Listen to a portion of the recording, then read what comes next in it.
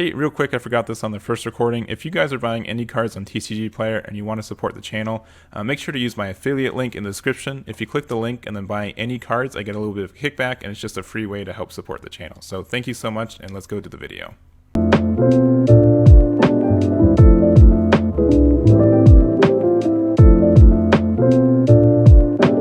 Hey everyone, Egman here with another video, and to celebrate the release of 1.5 this Friday, I'm doing not one but two top 10 lists. We're going to do today's list, which focuses on the non-super rare cards, and then tomorrow's list, which is going to be a top 10 of the super rares, which, spoilers, there's only 10 super rares in this set, so it's going to be more of a ranking than a true top 10, but I did want to talk about the difference in rarities, especially like if this is anything like 1.0 where the cards are hard to get to and they're shortages and everything. I do want people to have idea what cards, even in common, uncommon, and rare slots, that they should really prioritize from there.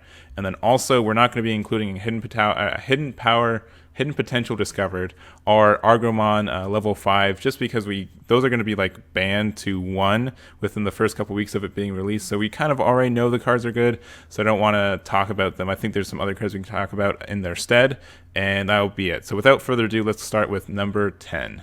Number 10. Starting off the list, we've got this Ankleomon. It's a level 4 yellow, play cost of 5, digivolve of 2, and it has the security effect of at the end of battle, play this card without paying its memory cost. Every color kind of has one of these, and I think these are like not terrible cards.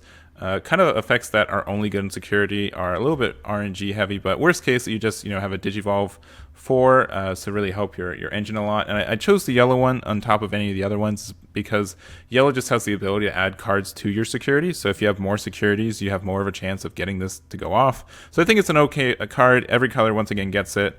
And I think any of these are fine, especially like in budget builds where these are kind of risky, but like they can really swing the game. Just playing a dude for free is a really good effect in this game. So being able to do it, level 4 for free, on your opponent swinging in, I think is good enough to consider for this next set. Number 9. Next up, we've got Biomon, pretty simple rookie, 2k DP, play cost of 3, devolution of 0, but it just has a simple on deletion. If it's your turn, gain 1 memory. I know everyone loves Rookie Rush, but I think this is a good card just in general, especially for red, because red doesn't have a lot of memory manipulation effects. So even if you just have to hard cast this, on your turn and then, swing into it the next turn, just being able to gain 1 memory is really, really good. Even if you just, you can digivolve on an egg, you can swing somewhere, and just being able to have an extra memory to extend your plays, I think can be really helpful. So it's just like a good rookie for red, and I think red's going to be using this from now on. Number 8. Next up, we have the Argomon Digi-Egg, which has a pretty simple inheritable that when it's your turn, when this Digimon becomes unsuspended during your unsuspend phase, gain 1 memory. Kind of in the same vein of Biomon, where gaining memory is such a huge thing in a lot of decks.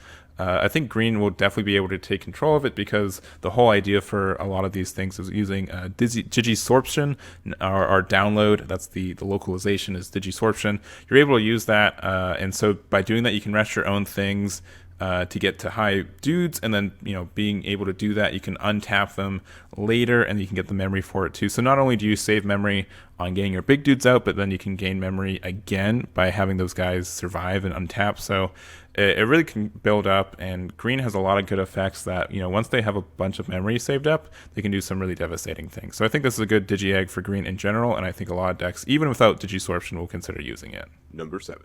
Next up, we've got the Joe Kaido Black Tamer. Now, I didn't really think about this when I made the list, but I pretty much put all these guys next to each other because they do the same thing, and it's just they gain memory. And they're for, colors that don't gain memory very easily. Green kind of cheats energy, but red and black, both of them have a hard time gaining memory. And so having this Tamer here that says just start a turn if you have a Digimon with blocker in play, gain 1 memory, is super easy for black. Black has so many blockers out, and just being able to stall out turns and just gain advantage for not doing anything is really, really good. So I think this Joe Kaido Tamer is fantastic. It helps out the deck a lot.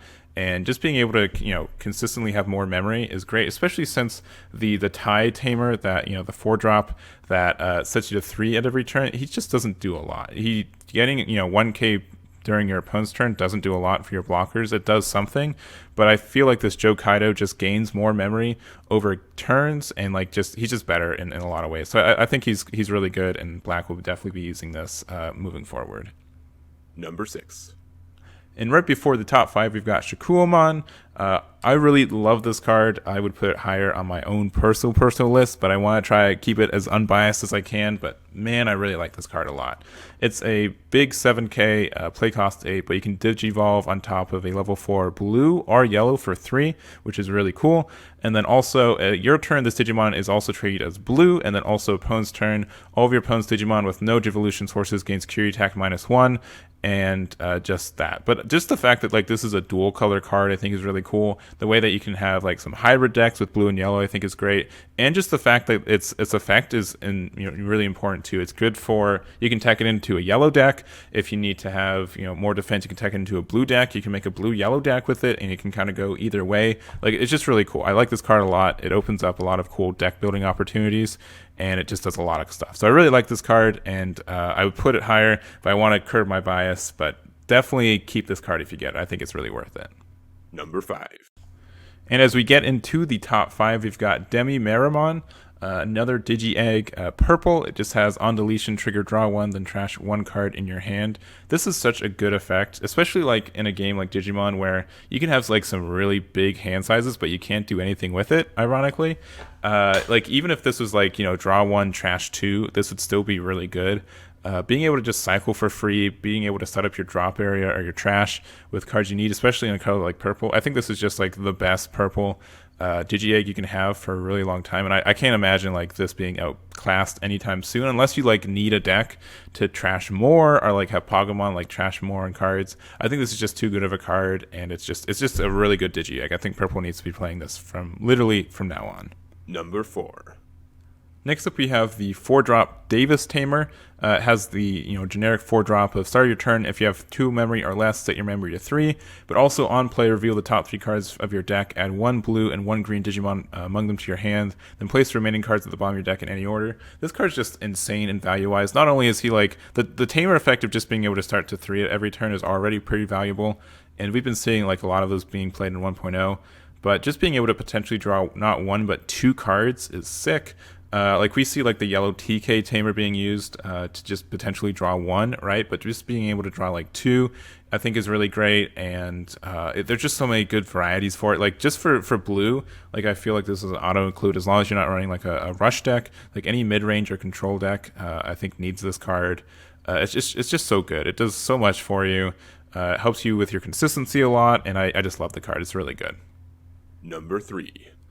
Next up is Blossomon, and obviously it's the level 5 Argomon replacement, but man, Digisorption is such a good skill.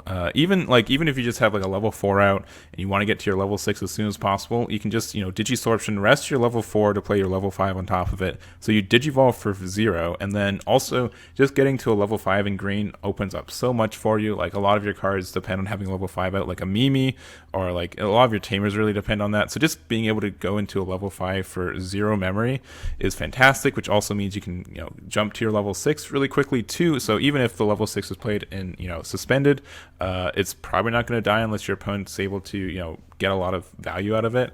And I think it's very good. It has a lot of cool effects going on that just has it, and there's obviously a good reason that the level 5 Argomon is only allowed to exist at 1, because if both these cards exist at the same time, you just have like a lot of consistency doing your level 5 Digisorptions and everything like that. So I think this is good.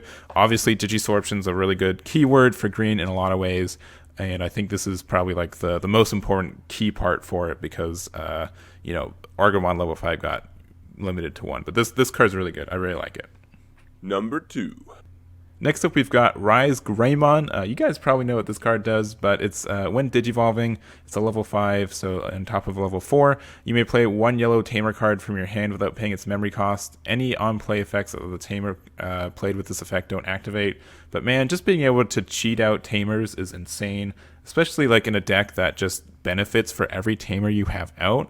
It just has a lot of value for the deck in general, and then also has a Inheritable, your turn when you have 3 or more yellow tamers in play, this Digimon gains security attack +1 on top of it. Just has a lot of value and pretty much makes the yellow tamer deck viable just because this card exists. So if you have any interest in playing that deck, you should probably be playing this guy. Even if you don't, even do like the full list, just being able, if you're running tamers, there's a good chance you get some value off this guy too. So really cool, has a lot of good effects for it, and just being able to play tamers for free is kind of broken. So he's a good card.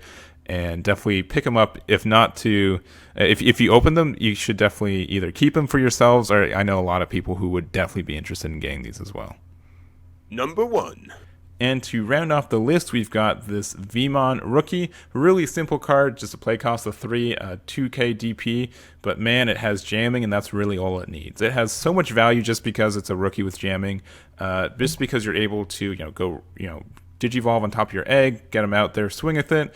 If you have Demi Vmon as your egg as well, you get a draw card, which is fantastic, and then you pretty much get to pop their security for free, which feels nice, and then your opponent has to swing into it, which means that then they have to leave something suspended, which means you can swing into something, swing into it next turn or something like that. It just gains so much value, and just the fact that you can have like this cheap little rookie that can, deal damage to your opponent and not have to worry about it popping unless they hit like a Gaia Force or something, which honestly, if your Vmon gets Gaia Forced and nothing else, that's like super good value already, because it could have been something else that got Gaia Forced. I don't know. I think this card is really, really good. It gains a lot of value, and it's just really annoying. It can be used in pretty much any blue deck. It can be used in like Rookie Rush, obviously, but even like mid-range control decks, I think can really benefit from having this guy. So I think this is definitely a card I've used a lot already, and I think he has just so much value moving forward. But that's going to be the list from me. Let me know what you guys think about these cards. If there's any cards that I missed that should have been in this list, let me know, and tell me what you take out for them. And make sure to look at tomorrow's video, which is going to be the top 10 super rares from 1.5. So thank you guys once again so much, and I'll catch you all next time.